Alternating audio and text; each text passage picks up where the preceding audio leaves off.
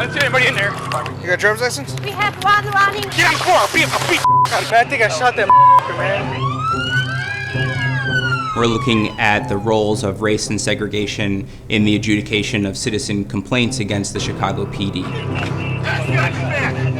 This is an incredibly important topic for the current kind of political climate, where there's increasing tension between communities of color and police departments across the United States.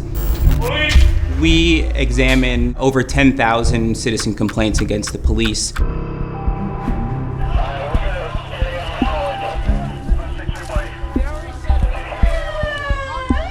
What we find is that there are dramatic racial disparities in the likelihood that a citizen complaint against a police officer results in a recommendation of punishment. For African Americans submitting a complaint, less than 2% of those complaints end up with that recommendation of punishment, compared to closer to 20% for white complainants, and it's around 7% for Latino complainants. The racial disparities widen based on the race of the officer involved as well. If it's a white citizen complaining about something that a black officer allegedly did, then those complaints are most likely to result in a recommendation of an officer sanction.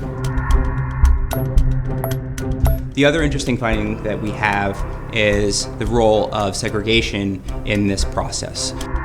So the gap between the likelihood that a complaint results in a recommendation of punishment between black and white citizens widens substantially in communities of color.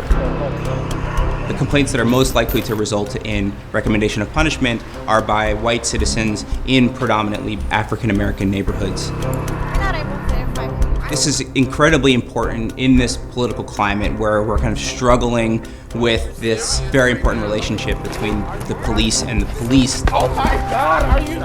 I think we have to look closely at the systems that we have put in place to ensure fairness in various interactions that people have that have the potential to widen inequalities in race.